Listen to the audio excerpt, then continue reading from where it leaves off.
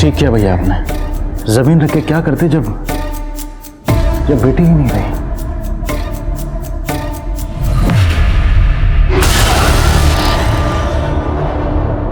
राक्षस हो तुमने जो किया है ना उसके लिए तुम्हें नर्क में भी जगह नहीं मिलेगी। बात सुन मेरी, ये सब तेरी वजह से हुआ है। तू जिम्मेदार है इसकी, और इसकी खबर अगर किसी को भी हो गई ना तो तुझे भी जान से मार दूंगा मैं।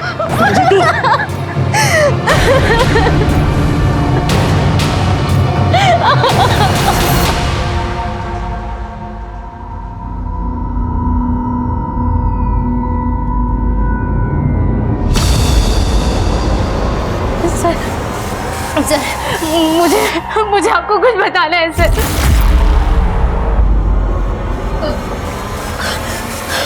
अब बताइए किसने किया आपके साथ ये?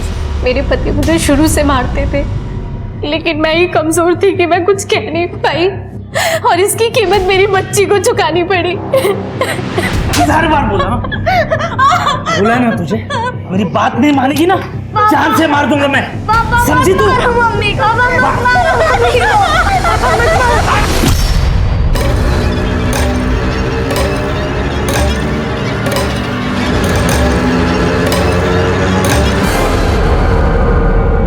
उस हैवान ने मेरी बच्ची को मारकर उसकी बॉडी प्लास्टिक में लपेटी और घर में छुपा दी ताकि किसी को कुछ पता ना चले। और सर, उसने मुझे भी धमकी दी थी कि मैं किसी को कुछ ना बताऊं। बस सर, इसी डर में मैंने किसी को कुछ नहीं बताया। और सर, मुझे लगता है उस दिन निशा ने सारी आवाजें सुन ली थी, इसीलिए अगले दिन वो हमारे घर भी आई थी।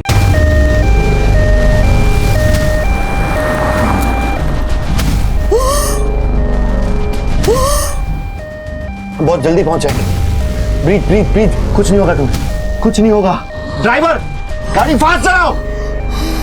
Ma'am please. डॉक्टर, ये पता नहीं अस्पताल पहुंचते पहुंचते बचेंगे भी या नहीं। क्या?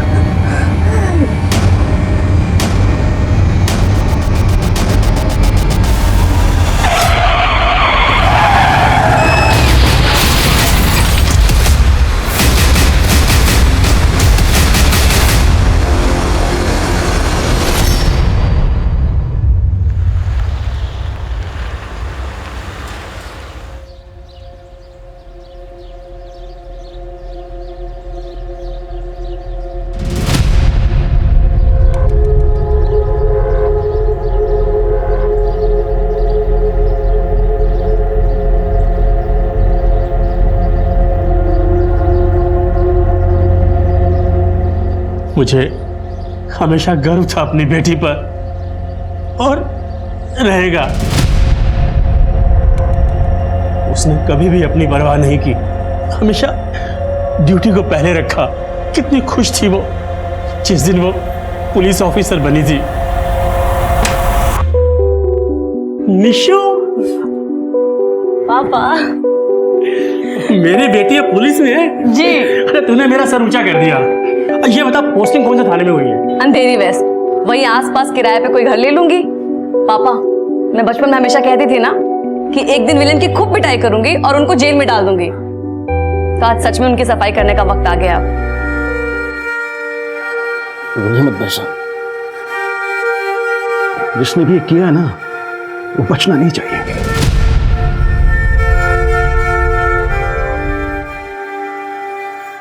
निशा मैम हमारे पुलिस डिपार्टमेंट की सबसे होनहार ऑफिसर्स में से थी। उनका जाना हमारे पूरे पुलिस डिपार्टमेंट के लिए बहुत बड़ा धक्का है। मैं वादा करता हूं आपसे, उनके कातिल ज्यादा दिन तक बच नहीं पाएंगे।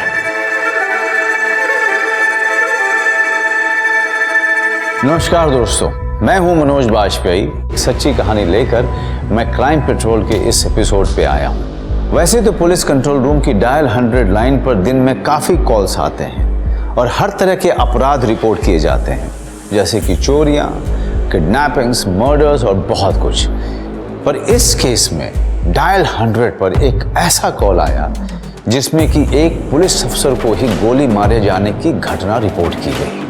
एक ऐसी होनहार और ईमानदार पुलिस अफसर जो बहुत आगे जा सकती थी, बहुत बड़े बड़े काम कर सकती थी, पर उसे वो मौका नहीं दिया गया। उसे बड़ी ही बेरहमी से मार दिया गया। ये केस अपने आप में एक ऐसी पहेली थी जो शायद सुनने में किसी फिल्म की कहानी लगती होगी, और उसका सच राज बनकर कहीं छुपा हुआ था, एक इंसान के दिमाग में।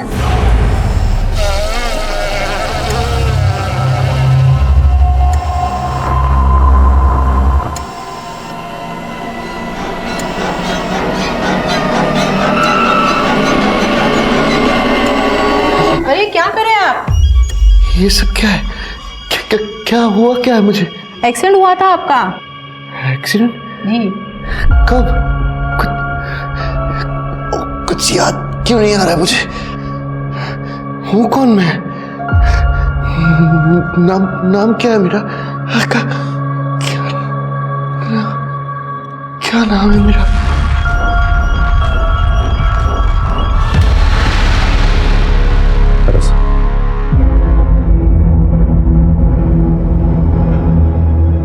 सर, मैंने डॉक्टर से बात की है। सर, मैं प्रदीप सर, मैं आपके साथ काम करता हूं। सर, डॉक्टर ने कहा है कि सर पे चोट लगने की वजह से आपको रेट्रोग्रेड एमनीशिया हो गया। इसका मतलब आपकी याददाश्त जा चुकी है सर। मैं कौन हूं? आपका नाम अरविंद मुदगल है सर। आप एक पुलिस इंस्पेक्टर हैं। डॉक्टर ने कहा है कि चिंता करने की बात नहीं है, धीरे धीरे आपकी याददाश्त वापस आ जाएगी। लेकिन सर, हमारे पास ज्यादा वक्त नहीं है सर। हमें एक खूनी को ढूंढना है। मैं आपको शुरुआत से बताता हूं सर। कुछ दिन पहले पुलिस हेडक्वार्टर्स में डायल 100 पर एक फोन कॉल आया था। हेलो, पुलिस कंट्रोल रूम, मैं आपकी क्या सेवा कर सकती हूँ? मेरे सामने वाले घर में जोर से आवाज आई है, लगता है गोली चलने की आवाज है। जी, एड्रेस लिखाइए। अंधेरी waste mobile unit, Sampurna society से इमरजेंसी कॉल है। हाउस नंबर 33 से गोली चलने की आवाज आई है। ये तो निशा का घर है। गाड़ी भगा।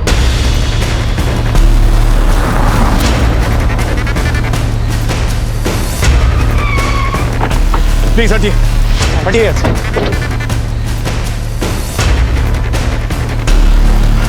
निशा, Nisha, Nisha, are you okay? चलो। निशा, क्राउड को हटाओ और एम्बुलेंस फास्ट। आप लोग हटिए पीछे, प्लीज प्लीज प्लीज, पीछे हटिए, हटिए। हमें अपना काम करने दीजिए प्लीज। आप लोग जाइए, चलिए नीचे चलिए। हेलो, हाँ, संपूर्ण सोसाइटी, हाउस नंबर 33, वहां पर एम्बुलेंस भेज। निशा, निशा, तुम्हें कुछ नहीं होगा, तुम बिल्कुल फिक्र मत करो, मैं आ गया हूँ। निशा, बोलो। सर, मैंने एम्बुलेंस बुला ली। हाँ, निशा, निशा, निशा, मेरी बात सुन। निशा, बोलो, क्या कहना चाहती? एम्बुलेंस, कम ऑन फास्ट, जल्दी अंदर आओ।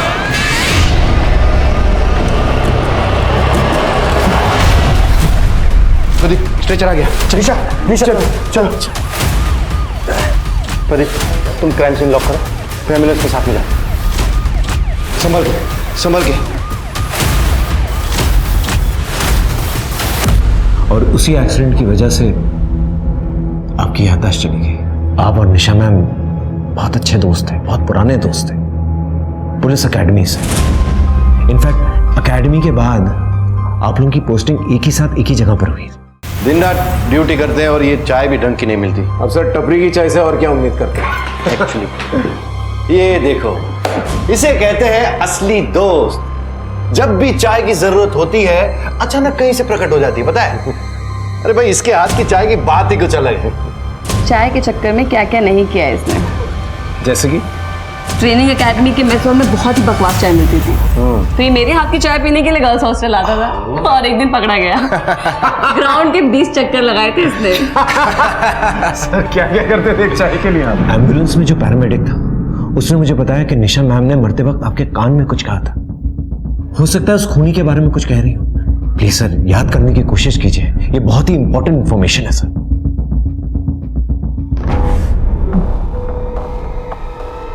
नहीं याद आ रहा है मुझे कुछ। No problem sir, no problem, आप रिलैक्स कीजिए।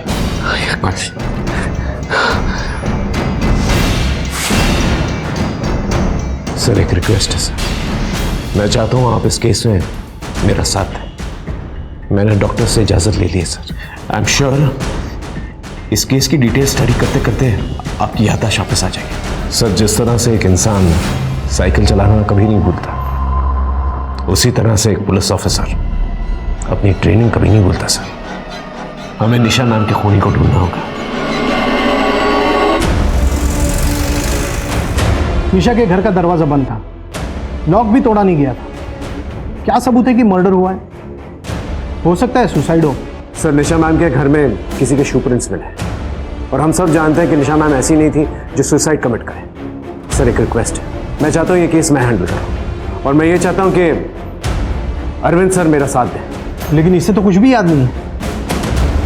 लेकिन ठीक है, अगर तुम कहते हो कि ये आइडिया काम कर सकता है तो मैं तुम्हें एक चांस देता हूँ। हाँ, लेकिन मीडिया अटेंशन नहीं चाहिए। एक पुलिस ऑफिसर की मौत हुई है, बहुत सेंसिटिव केस है। I will make sure of that and thank you so much. आइए सर, आइए। सर एम्बुलेंस जाने के बाद मैंने क्राइम सीन को अच्छी तरह से स्टडी किया। ये है वो शू प्रिंट्स और सर ये है निशा मैम की पर्सनल गन जिसमें उन पर फायर किया गया था। सर यहां पर मैम की सर्विस गन रखी हुई थी और सर मैंने बाथरूम चेक किया था, बाथरूम गीला था। इसका मतलब जब मैम पे फायर किया गया था वो नहाकर निकली थी, उनके बाल भी गीले थे, मैंने नोटिस किया। सर मुझे लगता है जब मैम नहा रही थी उस वक्त कातिल जो है घर के अंदर दाखिल हुआ था, क्योंकि लॉक टूटा हुआ नहीं था। इसका मतलब उसने डुप्लीकेट की का इस्तेमाल किया होगा। सर कातिल ने ग्लव्स पहने हुए होंगे क्योंकि मैम की पर्सनल गन पे मैम ही के फिंगरप्रिंट्स हैं। सर लेकिन मेरी एक बात समझ में नहीं आ रही है, जब मैम की सर्विस गन यहां सामने पड़ी हुई थी तो कातिल ने उनकी पर्सनल गन ड्रॉअर में से क्यों निकाली और उन पर फायर किया? सर्विस गन तो सामने थी, उससे फायर क्यों नहीं किया? इस सवाल का जवाब मुझे नहीं मिला सर।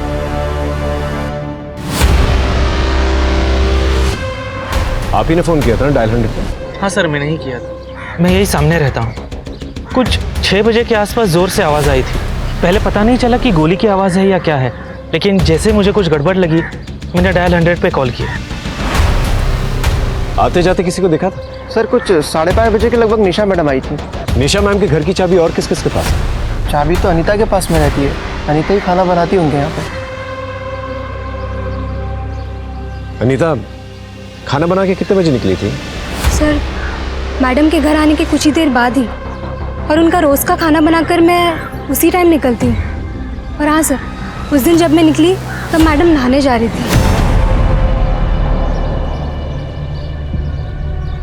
चेयरमैन साहब, सोसाइटी में जितने भी मेंबर्स हैं और स्टाफ मेंबर्स हैं उनकी सारी डिटेल्स चाहिए मुझे, और ये जो कैमरा सीसीटीवी कैमरा लगा हुआ है यहाँ पर गेट के पास उसकी भी फुटेज चाहिए मुझे। एक मिनट आइए मेरे साथ।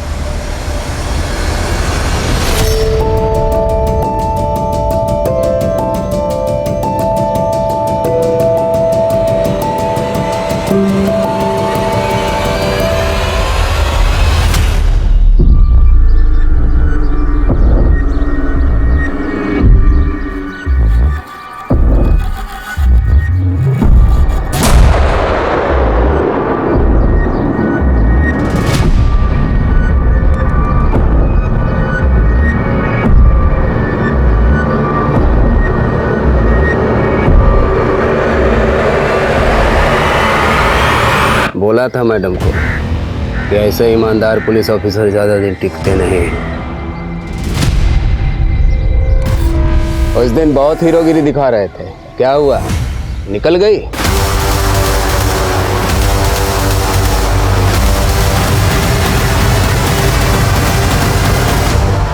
सर क्या हुआ सर? सर हाँ क्या हुआ सर? वो आदमी मैं पहचानता हूँ उसे। इसका मुझसे और निशा के साथ झगड़ा हुआ था। कौन आदमी सर? अरे वो गया ना अभी मोटरसाइकिल पे, अब मुझे कुछ याद आ रहा है यार। नाम इट्स ओके, नाम याद दिया। It's okay, relax. हाँ बोलो। निशा मैडम के पिछले 3 महीने की कॉल रिकॉर्ड निकाली गई। सर एक नंबर पर कई बार कॉल हुई है, फिर अचानक कुछ हफ्ते पहले से बात होना बंद हो गई। सर किसी विनोद मिश्रा नाम के वकील का नंबर है। ठीक है, उसका एड्रेस मुझे भेज दो।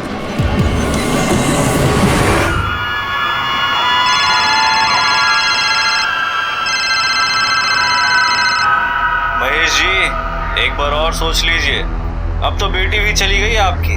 अपने भविष्य का सोचिए और सही फैसला कीजिए। साइन कर दीजिए पेपर पर। उन्हीं का फोन था ये? कोर्ट के किसी केस में निशा और मेरी मुलाकात हुई थी और हमारे बीच कुछ महीनों से रिश्ता भी था, पर मैंने कुछ हफ्ते पहले रिश्ता तोड़ दिया। वो क्या है कि एक पुलिस ऑफिसर के साथ मुझे अपना फ्यूचर नजर नहीं आ रहा था। दिन रात ड्यूटी पे रहती थी वो। रिश्ता तोड़ने के बावजूद आपके फोन से उनके फोन पर मिस कॉल्स आते जाते रहे, ऐसा क्यों? उसके लिए मेरी सहानुभूति थी, चिंता भी थी, इसलिए मैंने उसको कई बार फोन किए पर उसने मेरा फोन नहीं उठाया। आपके पास निशा मैम के घर की डुप्लीकेट चाबी तो होगी? नहीं, चाबी नहीं है मेरे पास उसकी।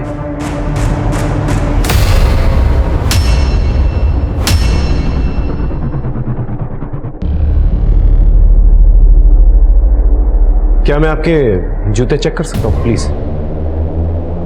Go ahead.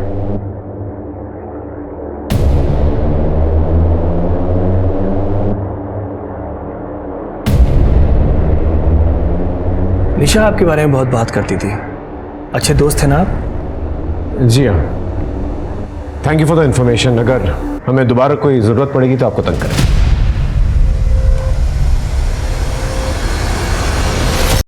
सर इसके बारे में पता करना पड़ेगा कि जिस वक्त निशा मैम का मर्डर हुआ था ये क्या कर रहा था और कहाँ था। हाँ सर, आपको उस बाइक वाले का नाम याद आया? कोशिश कीजिए, शायद याद आ जाए। करीम हूं मैं, करीम, देख लूंगा तुम्हें। करीम नाम था उसका। यस करीम। सर पता करते हैं इस करीम के बारे में। हाँ सर, ये करीम लाल मटका चला था। निशा मैम ने कुछ महीनों पहले इसके यहाँ पर रेड डाली थी, सारा काम धंधा इसका चौपट करवा दिया। गुस्सा तो आया होगा इसे सर। और सर ये काफी डेंजरस आदमी है। धंधा बंद करवाएगी मेरा?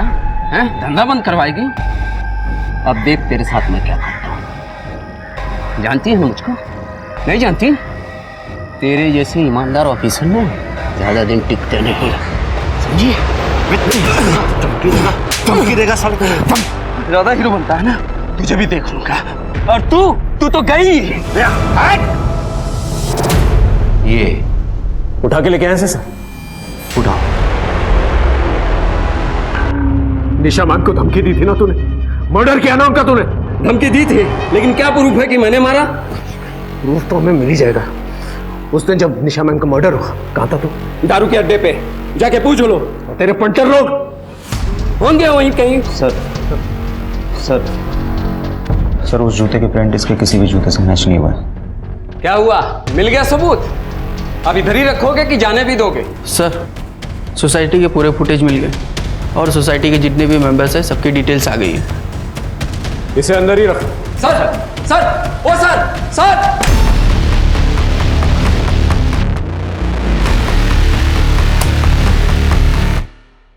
सर निशा मैम जो है 5:30 बजे पहुंचे और उसके ठीक 15 मिनट के बाद अनीता वहां से निकली। सर अब देखते हैं इन 20 मिनट में कौन आया और कौन गया।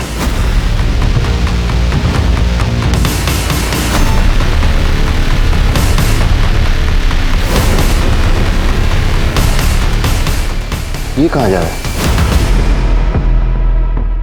ये तो निशा के घर की तरफ जा रहा है।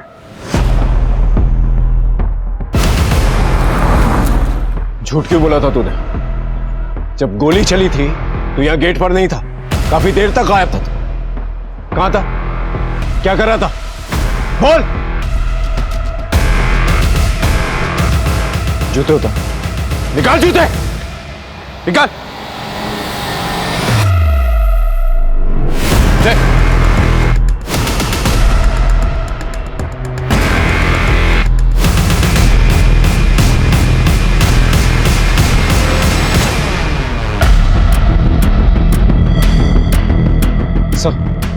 ये वही जूते के निशान है जो निशान हमें निशा मैम के घर में मिले थे। देखिए,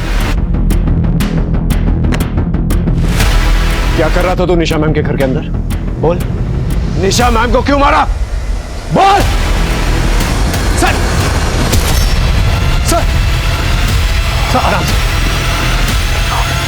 सर उठिए, सर उठिए, उठिए, उठिए, आराम से, आराम से। सर, ये जो वॉचमैन लक्ष्मण है, ये पहले भी क्राइम कर चुका है, छोटे मोटे, और इसके घर से सस्ते वाले ड्रग्स भी मिले हैं। लेकिन एक बात समझ में नहीं आ रही सर, निशा मैम को मारने का क्या मोटिव हो सकता है इसका? हो सकता है वो करीम का हाथ हो इसके पीछे, उसने अपनी गिरोह में शामिल कर लिया हो सकता है सर। अब ये बात तो लक्ष्मण ही बता सकता। अमित, लक्ष्मण की फोटो आसपास के पुलिस थाने में भिजवा दी। Yes sir. और वो जो चेयरमैन ने सोसाइटी वालों के पेपर्स दिए थे वो कहाँ है? Yes sir. सर, एक इंटरेस्टिंग बात है सर, ये अनीता है जो निशा मैम के यहाँ पर खाना बनाने का काम करती थी। इंटरेस्टिंग बात यह है sir that she is a graduate, और ये बात मैंने कंफर्म की। फिर भी निशा मैम के यहाँ पर खाना बनाने का काम करती थी, और सिर्फ निशा मैम के यहाँ ही काम करती थी, और कुछ महीनों पहले ही इसने ज्वाइन किया। इतनी पढ़ी लिखी होने के बावजूद ये बाई का काम क्यों कर रही थी? सर, ये तो रावत की बीवी है ना सर। कौन रावत? रावत हमारे थाने में कांस्टेबल था, आपके आने से पहले निशा मैडम के अंडर में काम कर रहा था सर। उसने सुसाइड किया था, और सर अंदर की बात यह है कि मैडम ने उसे रिश्वत लेते हुए पकड़ा था। मैडम ने बोला था या तो रिज़ाइन कर दे, वरना मैडम उसे एंटी करप्शन वालों को रिपोर्ट कर देते हैं सर। इसी शर्म की वजह से शायद उसने सुसाइड कर लिया होगा। और निशा को काफी समय तक इस बात का अफसोस भी था, उसने बताया था मुझे, कुछ कुछ याद आ रहा है मुझे। उसने खुद को मार लिया अरविंद, सुसाइड किया है उसने मेरी वजह से। शायद कहीं ना कहीं मैं जिम्मेदार हूँ इन सब में। ऐसा मत सोचो निशा, इसमें तुम्हारी कोई गलती नहीं। सर, ऐसा भी हो सकता है कि अनीता ने अपने पति की मौत का जिम्मेदार निशा मैम को ठहराया। सर, मोटिव बनता है सर। अनीता 5:45 बजे सोसाइटी से बाहर गई, गोली उसके बाद चली। सर, ये भी तो हो सकता है कि पड़ोसी जयेश ने गलत टाइमिंग बताई। कुछ 6 बजे के आसपास जोर से आवाज आई थी। सर, एक बात अनीता से पूछताछ करते हैं। हाँ।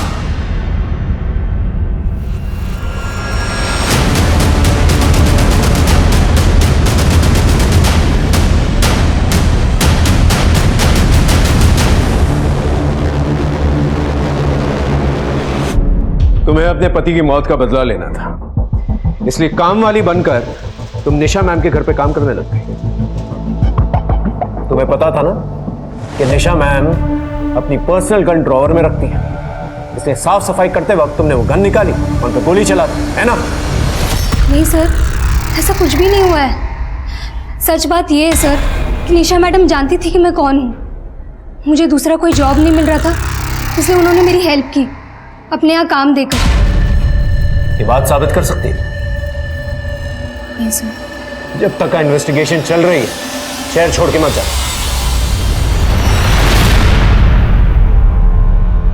उन पेपर्स पर साइन कर दीजिए ना भैया, बेच दीजिए उस प्रॉपर्टी को। निशा कह रही थी कि वो बिल्डर सही नहीं है, उसी का कहने पे मना किया है। हाँ, लेकिन अब निशा नहीं रही भैया, और वो बिल्डर के लोग खतरनाक मालूम लग रहे हैं। वो कुछ भी कर सकते हैं। उन्होंने उस प्रोजेक्ट के आसपास की सारी जमीन को खरीद लिया है, बस सिर्फ आपकी जमीन बाकी है। सौदा बुरा नहीं है। केस घूम रहा था, सस्पेक्ट्स बढ़ रहे थे। ऐसे पेचीदा केसेस में पुलिस पर प्रेशर भी बढ़ता जाता है, और ये तो पहले ही सेंसिटिव केस था, एक पुलिस अफसर का खून जो हुआ था। पर अब तक किसी को ये नहीं पता था कि आगे जाकर और क्या क्या परतें खुलने वाली हैं, ऐसी परतें जिनसे ये केस और भी ज्यादा सेंसिटिव होने वाला था।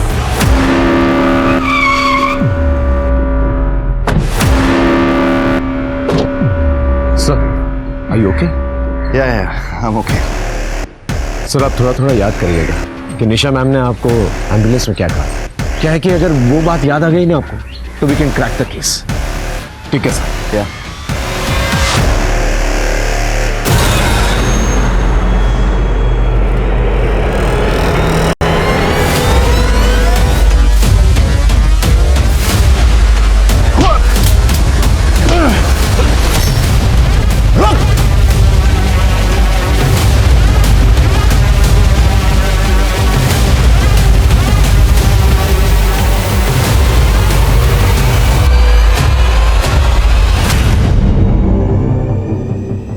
किसने भेजा है तुझे? क्या नाम है तेरा? बोल बोल।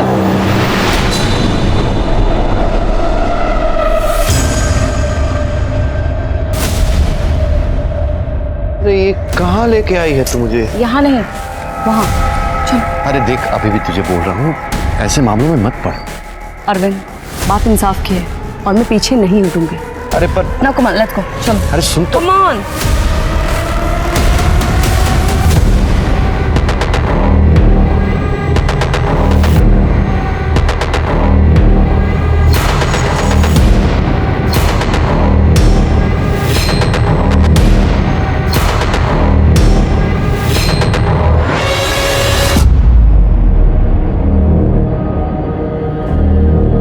हाँ प्रदीप, मुझे कुछ याद आया है। ये जो सामने घर दिख रहा है ना, वहां पे लाई थी वो मुझे। चला चला, यही लाई थी वो मुझे। किसी से मिलाना चाहती थी वो मुझे।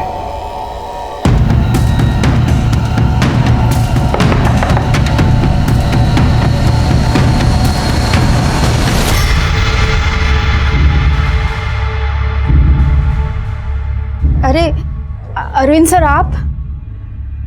निशा मैडम कहाँ है? काफी दिन हो गए, वो आई भी नहीं और उनका फोन भी नहीं लग रहा है। दरअसल निशा मैम का मर्डर हुआ। आप जानती हैं कि निशा मैम अरविंद सर को यहाँ पर क्यों लेके आते थे? वो अकेले ही लड़ रही थी मेरे लिए, वो तो बस इनका सपोर्ट चाहती थी।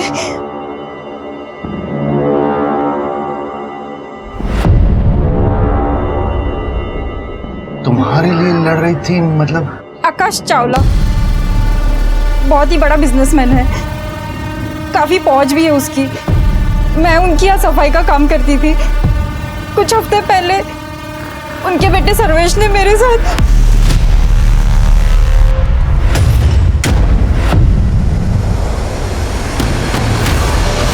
फिर क्या हुआ? मैंने कंप्लेंट लिखवाई थी उनके खिलाफ। निशा मैडम भी थी वहां पे। उन्होंने मुझे भरोसा दिलाया था कि वो सर्वेश को किसी भी कीमत पे सजा जरूर दिलवाएगी। उन्होंने कुछ दिनों के लिए ये कमरा दिलवाया था मुझे, ताकि वो लोग मुझ तक ना पहुंच पाए। वो कुछ भी कर सकते हैं। कहीं उन्होंने ही निशा मैडम को तो।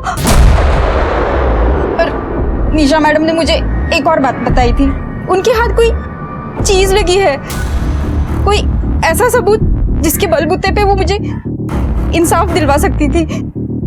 शायद कोई रिकॉर्डिंग थी, पर वो रिकॉर्डिंग क्या थी ये नहीं बताया था मुझे। आपने एफआईआर कौन सी डेट पे लिखवाई थी? सर, ये रही वो एफआईआर जो फातिमा ने दर्ज करवाई थी। अब इस केस में एक नया एंगल आ गया है सर। ये एफआईआर दर्ज करने के बाद निशा मैम ने सर्वेश चावला को हवालात में बंद कर दिया था। बहुत गुरूर है ना तुझे अपने पैसे पे? हाँ, एक मासूम लड़की का रेप किया तूने, पूरी जिंदगी सड़ेगा इसी जेल में। लेकिन अगले ही दिन जो है चावला के वकील ने उसे बेल पर निकाल लिया था। ये आकाश चावला काफी पावरफुल आदमी है सर। लेकिन निशा के पास जो रिकॉर्डिंग थी वो किस चीज की थी? हम निशा मैम के कंप्यूटर को चेक करते हैं, उनके ईमेल्स को चेक करते हैं, शायद वहां से कुछ पता चल जाए। Good idea sir. Watchman Lakshman का पता चला है, पास के किसी एरिया में छुपा है।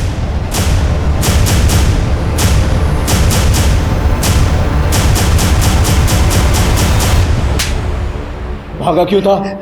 भागा क्यों? बोल। साहब, मेरा पहले से क्रिमिनल रिकॉर्ड था।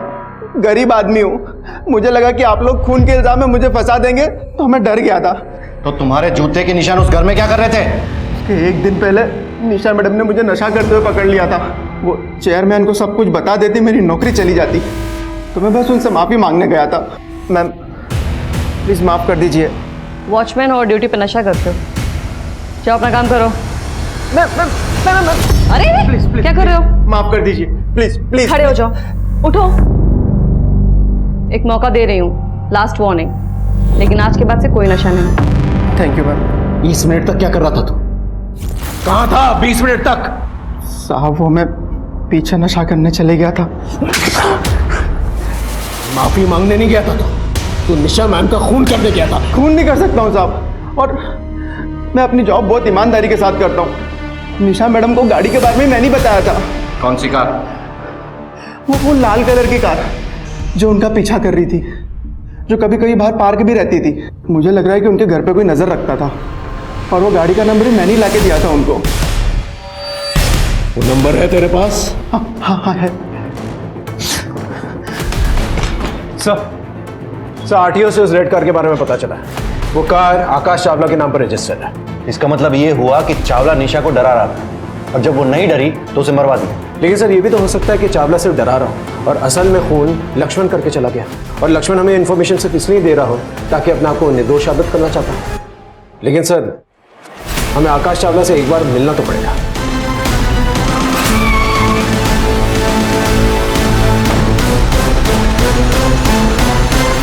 एक पुलिस ऑफिसर का पीछा करना, उसमें नजर रखना, उसे धमकी देना, और क्या क्या करवाया मिस्टर चावला?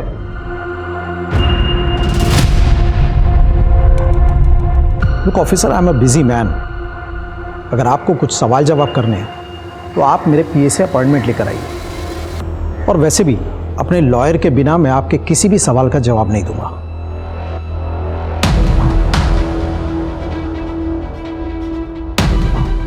सर बहुत ही घमंडी आदमी है सर ये। एक बार वो रिकॉर्डिंग मिल जाए ना, सब कुछ साफ हो जाएगा। मैं पता करता हूँ सर। हाँ, निशा मैम के कंप्यूटर से फाइल्स मिली?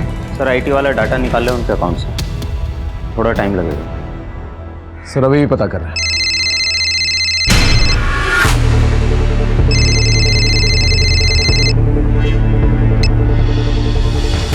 Yes sir. दिमाग खराब हुआ है तुम लोगों का? चावला जैसे बड़े आदमी को लपेट रहे हो केस में। कोई सबूत है उसके खिलाफ? नहीं है सर, लेकिन हम कोशिश कर रहे हैं सर। कोई जरूरत नहीं है। मैंने मना किया था ना, मीडिया अटेंशन नहीं चाहिए। चावला से दूर रहो और इस केस को जल्दी से जल्दी बंद करो। Is that clear? सर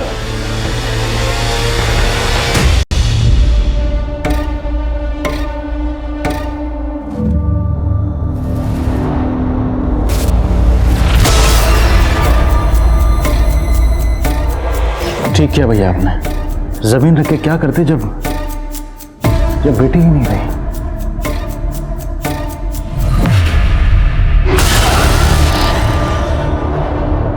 राक्षस हो तुमने जो किया है ना, उसके लिए तुम्हें नर्क में भी जगह नहीं मिलेगी। बात सुन मेरी, ये सब तेरी वजह से हुआ है। तू जिम्मेदार है इसकी, और इसकी खबर अगर किसी को भी हो गई ना तो तुझे भी जान से मार दूंगा मैं। समझी तू?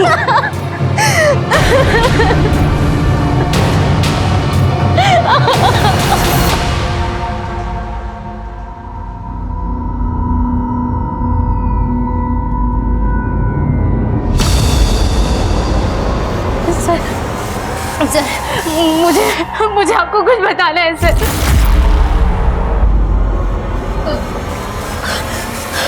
अब बताइए किसने किया आपके साथ ये?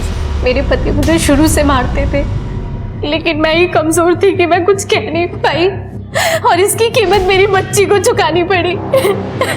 1000 बार बोला ना तुझे, मेरी बात नहीं मानेगी ना जान से मार दूंगा मैं। समझी तू? मम्मी को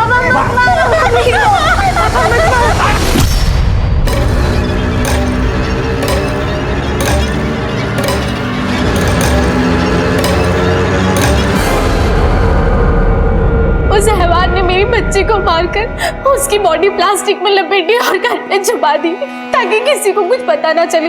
और सर उसने मुझे भी धमकी दी थी कि मैं किसी को कुछ ना बताऊं। बस सर इसी डर में मैंने किसी को कुछ नहीं बताया। और सर मुझे लगता है उस दिन निशा ने सारी आवाजें सुन ली थी, इसीलिए अगले दिन वो हमारे घर भी आई थी। मैं अंदर आ सकती हूँ? हाँ आइए।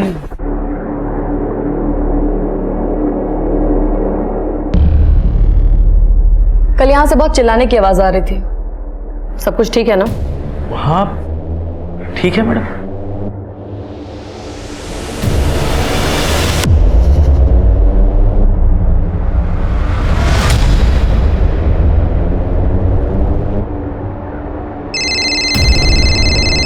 Hello, yeah, I'll just come.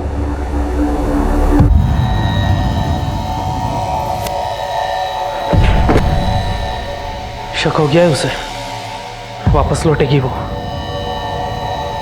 लगता है मुझे कुछ तो करना पड़ेगा। मुझे लगता है कि निशा मैडम को भी मेरे पति ने ही मारा है, क्योंकि जिस दिन निशा मैडम का मर्डर हुआ था उस दिन उसने मुझे बहुत मारा था और मार मार के कमरे में बंद कर दिया। और सर, मेरे बेटी की बॉडी अभी भी घर पर ही पड़ी है। सर, मैं कैसे तैसे अपनी जान बचा कर वापस आई हूँ। अपनी बेटी को इतनी बेरहमी से मारा है, इंसान नहीं हैवान है तो। जानबूझ के नहीं मारा साहब। इसकी लाश देखी है मैंने, दिल करता तुझे यहीं दफन कर दूं। निशा मैम को क्यों मारा? साहब आपको फोन तो मैंने ही किया था। अरे तो इसलिए है ताकि तुझ पर शक ना जाए। अपनी बेटी को तो तूने मारा ही है, अगर पता चल गया ना मुझे कि निशा मैम को भी तूने मारा तो लंबे के लिए जाएगा तू।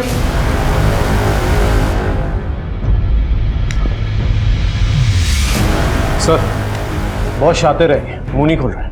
मतलब एक और सस्पेक्ट है, इनमें से किसने किया कैसे पता चलेगा? फिलहाल हम उस रिकॉर्डिंग को ढूंढते हैं जिसे निशा मैम ने रिकॉर्ड किया था, जिसका जिक्र फातिमा ने किया था। कहीं उन्होंने मुझे फिर से अंदर कर दिया तो? हुकुम का इक्का है मेरे पास।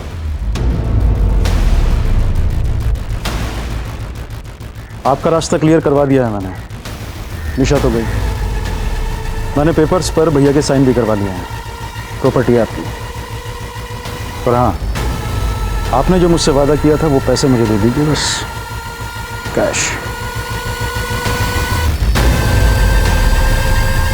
सर, हमने निशा मैम के सारे कंप्यूटर फाइल्स चेक किए, सारी ईमेल्स चेक की, लेकिन रिकॉर्डिंग कहीं नहीं मिली हमें। सर, कहीं ऐसा तो नहीं कि एम्बुलेंस में निशा मैम आपको इस रिकॉर्डिंग के बारे में कुछ बता रही थी? लेकिन अगर वो रिकॉर्डिंग इतनी इंपॉर्टेंट थी तो कहीं ऐसा तो नहीं है कि निशा ने उस रिकॉर्डिंग को अपने घर में छुपा के रखा? हो सकता है सर। Let's move.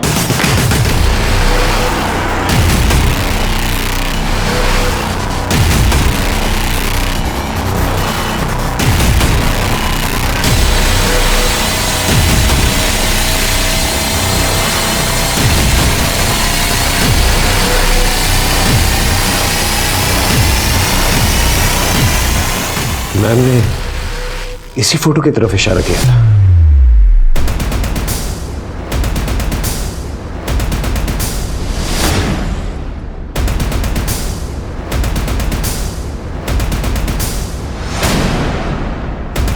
सर,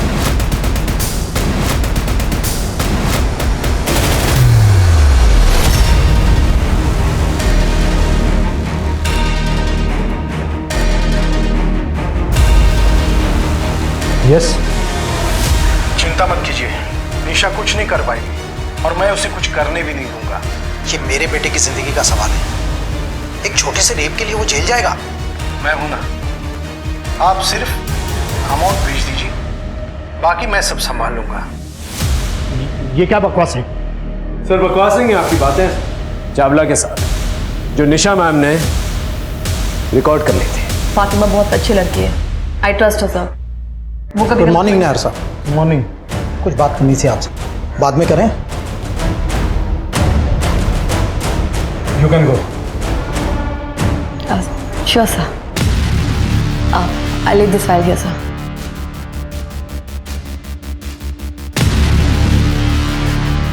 और इसी रिकॉर्डिंग के जरिए आप पर प्रेशर डाल रही थी कि आप चावला का साथ छोड़ दें ताकि वो अपना काम जो है ठीक से कर सके और फातिमा को इंसाफ दिला सके।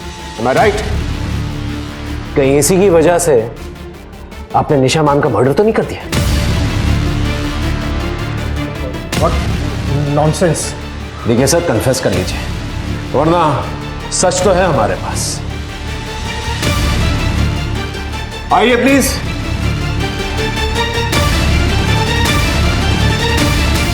सर को लेके जाइए, बाकी टीम आपका इंतजार कर रही है। जाइए। क्या क्या हो पापा, कोई टेंशन?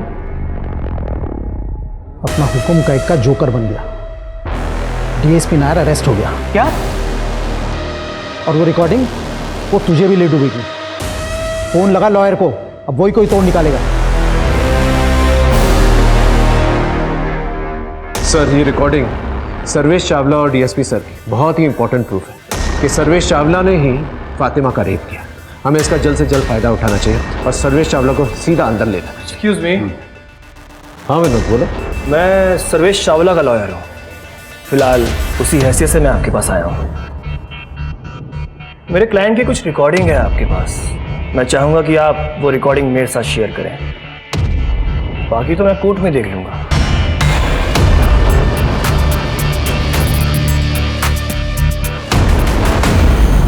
जिससे मेरा सबसे करीबी रिश्ता था वो उस रेपिस्ट का वकील निकला। चुरा के लेके गया उसे, तो मैंने भी अपना रिश्ता खत्म कर दिया उसके साथ। सर, इस विनोद ने हमसे झूठ क्यों कहा था कि पहले रिश्ता निशा मैम के साथ इसने तोड़ा है? और तो और ये दुश्मन का लॉयर है। सर, कहीं ऐसा तो नहीं कि निशा मैम का खून इसने किया? क्योंकि निशा मैम के घर में घुसना इसके लिए बहुत ही आसान था और अब तो मोटिव भी दिख रहा है। लगता है सर एक और सस्पेक्ट जुड़ गया है इस केस से।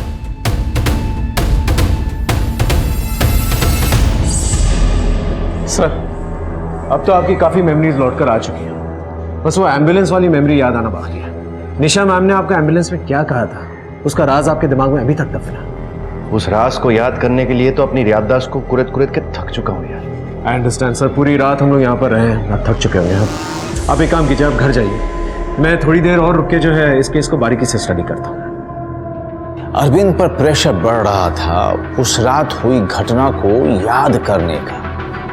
विक्टिम निशा उसकी अपनी दोस्त थी और उस रात मरने से पहले निशा ने अरविंद के कान में जो कुछ भी कहा था उसी में शायद इस केस को सुलझाने का रास्ता था। पर वो चाहकर भी निशा को इंसाफ नहीं दिला पा रहा था। अपनी खोई हुई याददाश्त की वजह से अरविंद अब अंदर ही अंदर गिल्ट महसूस करने लगा था।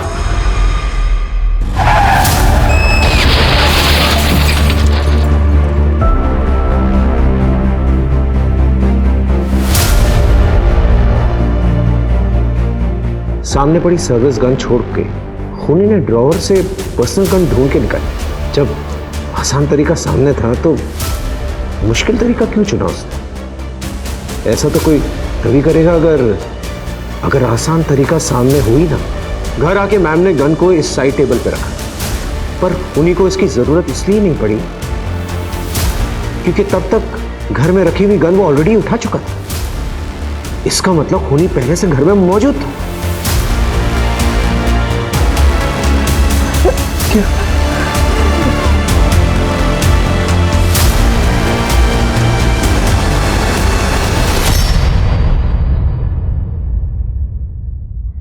हो सकता है कि कातिल जो है कमरे में ऑलरेडी मौजूद था। गोली यहां से चली और गोली पीठ से निकलकर ये देखो यहां पर घुसी, इस कबर्ड के पास।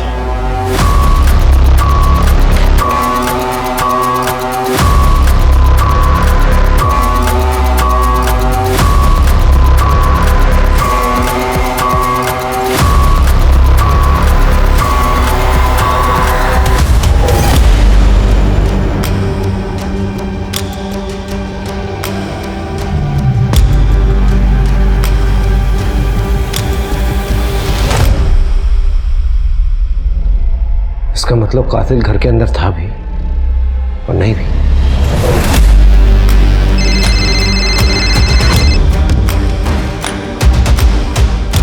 Yes sir. प्रदीप, मुझे याद आ गया है कि उस दिन मुझे इस निशा ने क्या कहा था। मुझे पता लग गया है कि असली खूनी कौन है।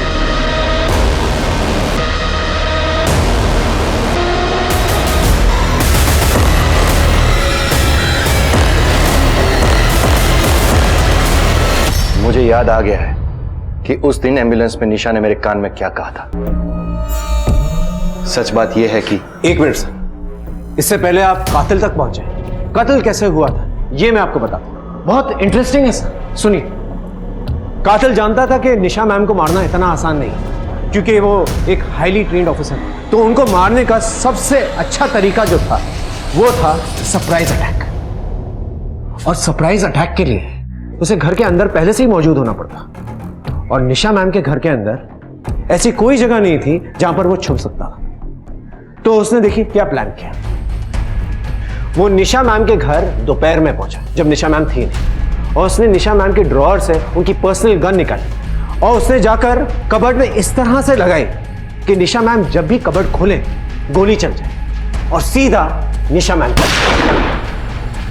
यह था जवाब उस पहेली का जो मैं बार बार सोच रहा था, क्योंकि निशा मैम जब घर पर आई उन्होंने अपनी सर्विस रिवॉल्वर सामने रखी, लेकिन तब तक कातिल अपना ट्रैप सेट कर चुका था। सर, यह बात मुझे तब जाकर पता चली जब मैं निशा मैम के घर पर पहुंचा और उनकी कबर्ड में दोबारा से तलाशी ली।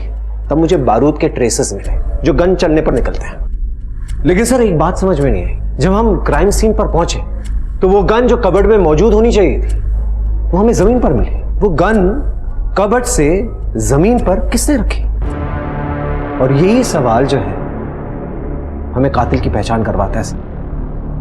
क्या सर, क्राइम सीन पर जब हम पहुंचे तो वो जो गन कबर्ड में थी वो गन आपने कबर्ड में से निकाल के जमीन पर रखी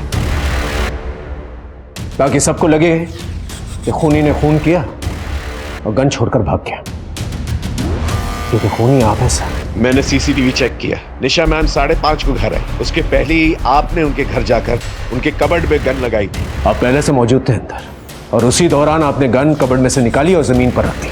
निशा मैम को आपके इस प्लान के बारे में पता चल चुका था सर। उन्होंने बोलने की भी कोशिश की लेकिन बोल नहीं पाई, और जब आप बाहर गए तो उन्होंने आपके फोटो पे इशारा भी किया, लेकिन मैं समझ नहीं पाया। एम्बुलेंस में निशा मैम आपसे इसी बारे में बात कर रही थी।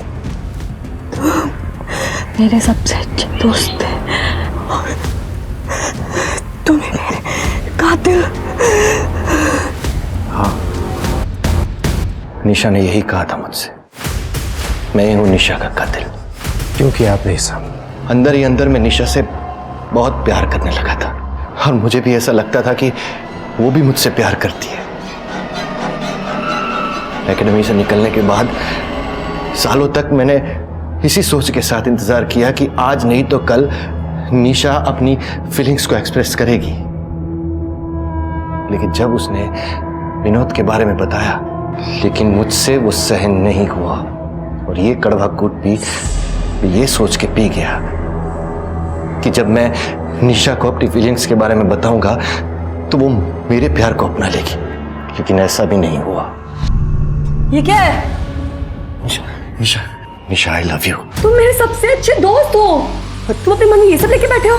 तुम्हारे मन में कुछ और बाहर कुछ और है। निशा, मेरी बात I said leave। Nisha, leave। दोबारा अपनी शक्ल मत दिखाना मुझे। और उसी गुस्से में मैंने ये फैसला कर लिया कि मैं निशा को मार दूंगा और इस तरह से मारूंगा कि किसी को मुझ पर शक नहीं होगा। क्योंकि जब गोली चली तब तो मैं तुम्हारे साथ ड्यूटी पर था ना, लेकिन उस एक्सीडेंट में मेरी याददाश्त खोने और वापस पाने के बाद मुझे अपना जुर्म कुछ अलग नजरिए से दिखने लगा। सच कहो यार, मुझसे बहुत बड़ा गुनाह हो गया। निशा मैम के मर्डर के लिए मैं आपको गिरफ्तार करता हूं। You are under arrest Arvind Mudgal. यही एक लौता और अनोखा ऐसा केस था जिसमें विक्टिम और इन्वेस्टिगेटर और क्रिमिनल तीनों ही पुलिस अफसर थे। और इतना सब आखिर हुआ क्यों? सिर्फ इसलिए कि एक आदमी अपनी भावनाओं का इस हद तक गुलाम बन गया कि बस एक लड़की की ना ने उसे अपराधी बना दिया। जुर्म को पैदा करने वाले हालात चाहे किसी भी तरह की दुनिया में किसी भी तरह के लोगों को शिकार क्यों न बनाए, पर होते तो सब एक से ही हैं। इनसे बचने का सिर्फ एक ही रास्ता है और वो ये कि अंतरात्मा और मस्तिष्क इतनी मजबूत हो कि कोई भी हालात हमें गलत रास्ते पर ना धकेल सके। कल फिर मिलेंगे क्राइम पेट्रोल की इस विशेष श्रृंखला में एक नए केस के साथ। तब तक आप अपना और अपने परिवार का खूब ख्याल रखिए और देखते रहिए क्राइम पेट्रोल सतर्क। जय हिंद।